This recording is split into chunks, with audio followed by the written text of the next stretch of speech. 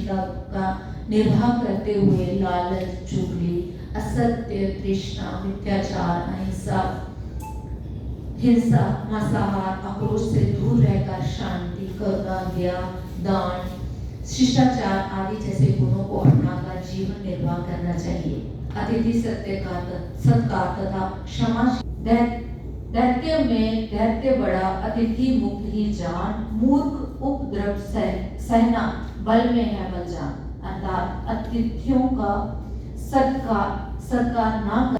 तिरुकुरल नामक इस ग्रंथ में धर्म के अलावा अर्थ तथा काम पर खुलकर चर्चा की गई है। इन तीनों खंडों के अंतर्गत आने वाले अनेकों उपखंड अपनी अपनी महत्ता तथा विशेषता में सर्वोपरि हैं।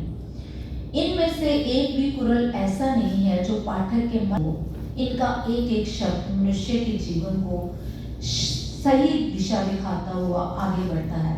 तिरुकुरल के अर्थखंड में धर्म का आचरण करते हुए राजा से लेकर एक आदमी को किस तरह से धन अर्जित करके जीवन निर्वाह करना चाहिए, इसका सुंदर वर्णन किया गया है।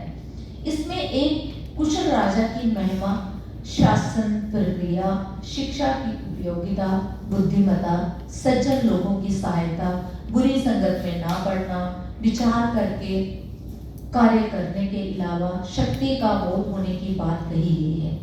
मनुष्य के पास धन दौलत हो या शक्ति, उसका इस्तेमाल उसकी मात्रा तथा सीमा को ध्यान में रखकर ही करना चाहिए। इसका एक सुंदर उदाहरण देखिए।